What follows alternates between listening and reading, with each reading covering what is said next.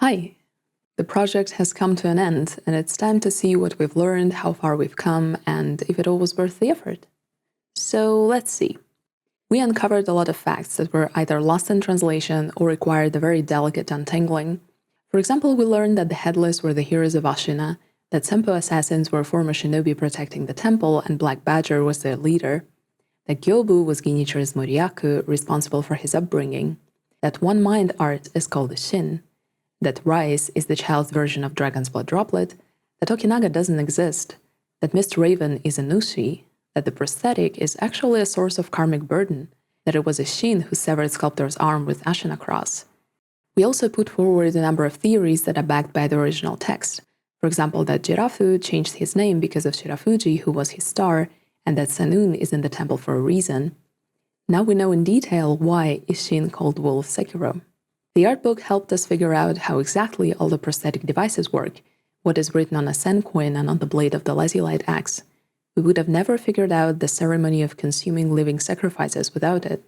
Even though not all the dialogues have been analyzed yet, we still achieved much more clarity in that Kubi dialogue with the wounded gunman before the Headless Ape, and found a lot of subtle details lost in translation in Sake dialogues and Shura narrators' dialogues. We also found out that the Divine Grass description in Japanese is entirely different. It was one of the major discoveries because it added a lot of context to the native gods being overwhelmed by the dragon's presence. Another notable discovery was Holy Chapter Dragon's Return's original description that led us to a better understanding of the tragedy of Senpo Temple and the story of the Child of Rejuvenation. The Fountainhead Palace episode was the longest, the one that required the most research, and probably the most exciting. We did a lot there, researched the differences between Fountainhead Palace and Divine Realm, compared the palace's architecture to that of Heijo and Heian palaces, figured out where the bull came from, drew the connection between the Okami and the old dragons, touched on Tokoyo no Kuni and the insect cult, and also came up with an explanation for the Miko silently sleeping at the gates to the Divine Realm. It was a lot, and it was great. Consequently, we learned a lot about Takeru and Tomoe, even though they were not present during the events of Sekiro. Tomoe was an elite Okami warrior and Takeru's oathbound. Takeru died of dragon rot, and Sakura Droplet was left by Tomoe after her oath was broken and she perished. Turns out, Aromatic Flower has a full guide for the purification ending, but the English description was too long and it didn't fit. While researching the world of Sekiro, we had to acquire a lot of additional context. At different points throughout the project, but mainly in the Senpo Temple episode, we talked about Buddhism, esoteric Buddhism, especially Shingon Buddhism, Shugendo, Buddhas and Bodhisattvas including Kannon, Jism, Manjushri, 4 heavenly kings and 5 cosmic Buddhas.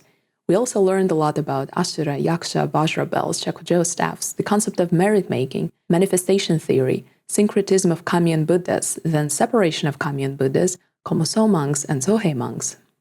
Of course, we also talked about Shinto, different types of omamori, onryo, katashiro, yorishiro, ofude talismans, shintai, shimenawa ropes, shide paper streamers, hokoro shrines, suzu bells, ikenia sacrifices, and miko. Since Sekiro is set during Sengoku period, we could not ignore the history of Japan. During the project, we covered the Sengoku period itself, Nanban trade, introduction of Buddhism, and the real history of many clans mentioned in the game. We also talked about all sorts of Japanese swords, firearms, armor, helmets, and face guards, centipede miners, goze, ronin, onnamusha, onmyodo and onmyoji, kemari, Sanada 10 braves, 7-branch sword, and many, many more things.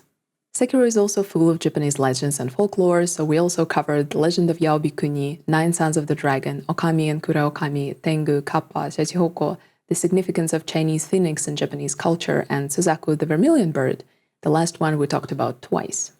Funnily enough, we talked a lot about real-life flora and fauna, few-word plants, bush clover, lotus, persimmon, Japanese aurelia, teargrass plant, Chinese silvergrass, bottle gourds, lion tamarinds, koi carps, nightjar, and others. This is not an exhaustive list, I just flipped through the blog posts and picked a random bunch of things we talked about to broaden our understanding of Sekiro. And there was a lot of stuff. At some point we talked about pericardium, remember that? We covered various sorts of gunpowder, magnetite, black sand, and mercury fulminate. Also different types of kasa heads and fuwa flutes. And every single little thing contributed to our overall understanding of the Sekiro world. The World of Sekiro project spanned 30 blog posts and 30 videos, amounting to about 13 hours of content. It was a big, big project. I haven't analyzed all dialogues in the game, I know, but it will take quite some time even though I read through a lot of them while writing other parts of the research. I also need to think about presentation. I will have to translate all the dialogues from Japanese, then compare them to the English localization, then pick out the ones where something important was lost, and somehow present it in an easily digestible way. It will take a lot of time and a lot of effort, but it will be done at some point. I will release it as an extra episode in the future, possibly stitched with some other little details that I might have skipped during the main project. Don't worry. That's the question, isn't it? In my very personal opinion, because really I have no authority to pass any kind of verdict because I have no experience working in the field, I think they did great. Of course, any localization project is a serious undertaking, but I think that Sekiro was an enormous challenge because how thick it is with Japanese culture, religion, and history. It was a matter of maintaining a delicate balance between staying true to the original and at the same time conveying the story and lore to the audience that largely does not have the necessary cultural context. I think when criticizing localization decisions, it's quite easy to forget that any localization is a commercial endeavor. The goal is to make the players of different language communities have largely the same experience, sure, but another goal is to localize a culturally rich game in such a way that most players, unfamiliar with all the subtleties of that culture, won't be deterred from playing it because of that. If you read my Okami post or watched the video, there I quote an old interview with Okami's localization producer where he described finding the balance between localizing the Japanese names as they were, thus alienating a large audience because people won't be able to pronounce them properly, and westernizing all the names, thus losing the cultural context. It is a similar case to Sekiro. Now, almost 20 years later, people are not easily deterred by the Japanese names and are more familiar with Japanese culture, but there is still a limit to that. We also need to make our peace with the fact that some things get lost inevitably. Just because English and Japanese are such different languages, and I mean typologically different, there are some concepts in Japanese that the English language simply doesn't have. From the Japanese description of ornamental letter, we know that the one who wrote it was a man because of the personal pronoun that he chose. English doesn't have such an extensive system of pronouns as Japanese does. There is only one first-person singular pronoun that doesn't change form depending on gender. There is no way to relay that detail into English gracefully because English just doesn't have the means. And there are a lot of examples like that. In 2019, Frontline Gaming Japan did an interview with Miyazaki where, among other questions, they asked him if From Software had overseen the localization, to which he replied that they left everything to Activision and didn't participate in the process at all, which explains why the original description of Divine Grass is just a totally different text to the one we see in the English localization. I think they did great. Bound by symbol restrictions, often lack of context, I'm sure of that, the differences between Japanese and English, and apparently having little to no contact with the developers, they managed to deliver a solid localization that is rather close stylistically to the original. The only thing I wish they did is introducing the concept of Nushi. There is this line in the description of Serpent's Viscera, Nushi is a god of the land, that would make it really easy to establish the definition of Nushi and then continue using this word consistently instead of coming up with synonyms every time. Turns out Nushi is one of the central concepts of the Sekiro lore, and losing it among just god and master and deity was a pity. The main thing I learned during this project is that it takes me on average about 2 years to read a book that is mostly pictures. In July 2021, when I published my first Sekiro post dedicated to Sugar, Spiritfalls, and the Headless, I said that I could have completed the project in its entirety behind the scenes and then released it, but I decided to kind of wing it and just figure it out as I go along. Well, I should have completed it first. I think the main reason why I decided to research as I go was that I could never even imagine the amount of research I would have to do. Initially, it was just a little pet project, but the further I went, the more clearly I understood that I need to spend more and more hours reading about history, religion, and culture, and then spend even more time distilling all that information into posts. It resulted in videos being posted a month apart, frequent touch-ups, and going back and forth because there was always something I forgot to mention or a reference that I skipped. If I ever do a similar project again, I will take my sweet time, do the research first, set up a database with descriptions and references so it will be easily searchable, think about blog post composition, and streamline video production so I can post consistently. I've learned my lesson. Nothing beats systemic approach. I also learned how to write better. As you probably know, neither English nor Japanese is my native language, so it was a challenge to compose this project and then voice it all for the videos. I have always been writing, and what I've learned over the years and over the course of this project specifically is that it is not hard to write a lot. It's not hard. What is much harder is to write in a concise manner while still getting your point across. I don't like long-winded explanations where half the text could be omitted because it doesn't reinforce the main point or add anything to it in a meaningful way, and thus I try my best to write differently. Maintaining the balance between giving enough historical or religious context, but not so much it outweighs the point of discussion instead of supporting it, was challenging, but I enjoyed it. My main goal was to write in such a way that people who have no context for the Japanese culture, history, and religion, who don't speak Japanese and don't even have an idea about what this language is like, could still have a great time reading or listening and not feeling like they're in the middle of a hard-to-follow boring lecture. To be honest, I demanded a lot from you in return. Not to repeat the points I had already made, I often referenced my earlier videos and did not give explanations for terms that had already been introduced. Must be hard for people who randomly click on episode 16 and try to figure out what I'm talking about. There are so many wild coincidences that made this project what it is. First of all, I never intended to play Sekiro in the first place. At all. I was sure it was just another Dark Souls-style misery that I wouldn't enjoy.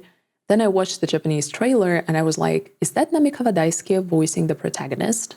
And then Geichiro showed up, voiced by Tsuda Kenzuro, and I was already purchasing the game. This is basically how I choose anime too. I bought the art book on a whim when I was in Japan at the end of 2019. I brought back a bunch of Dark Souls books, Bloodborne art book, and Sekiro art book, even though I hadn't played the game yet.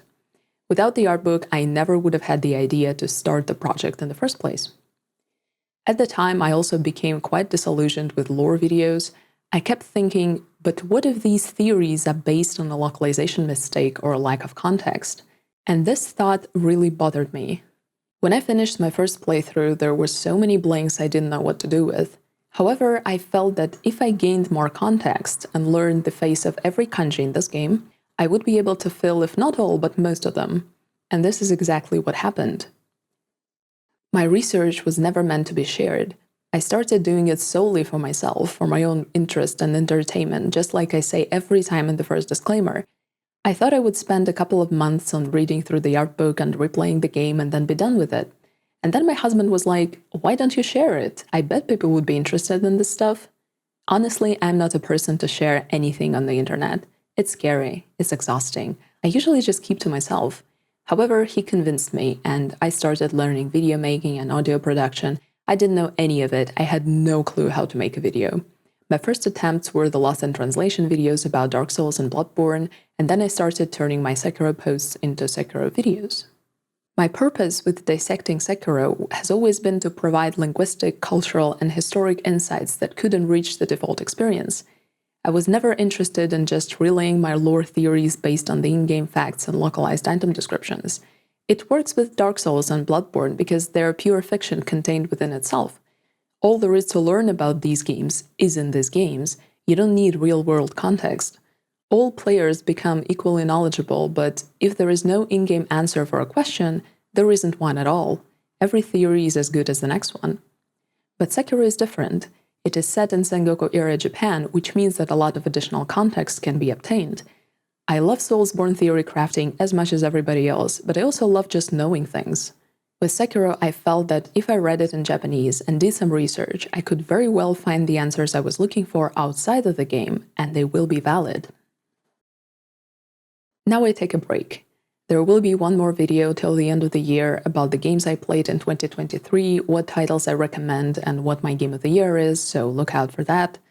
I will also continue streaming on Twitch and probably be more active on my Discord server. You're welcome to come hang out to either place or both.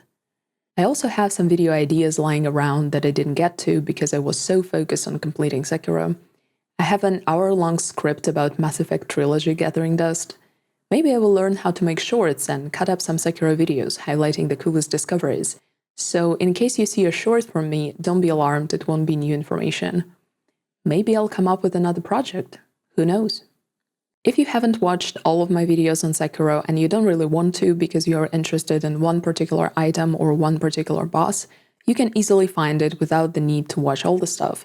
Head over to my blog at chaitanya.slayer.com, click the search icon, type whatever item or character or area you're interested in, and all relevant posts will pop up. There you can either read the bits you've been looking for or play the video from inside the blog post. They're all timestamped so you can jump directly to the section that you need. From the bottom of my heart, thank you. I could never imagine, even in my wildest dreams, that so many people would be interested in me overanalyzing every single little thing in Sekiro and beyond. I know 1,000 views might seem minuscule compared to hundreds of thousands and millions of views that some videos get on YouTube, but I remember getting 60 views and being blown away. I am still blown away. Thank you for your support and kindness, for your views, for your likes, for your comments here and on the blog. Thank you for correcting me, sharing your knowledge, and asking questions. The world of Sekiro has definitely benefited from being shared. If you have a favorite episode or a favorite bit of any kind, feel free to share it in the comments. I'm excited to finally finish it after more than 2 years. Sekiro is an amazing game, and I will love it forever. Thank you very much for your time, and I'll see you in the next one. Take care.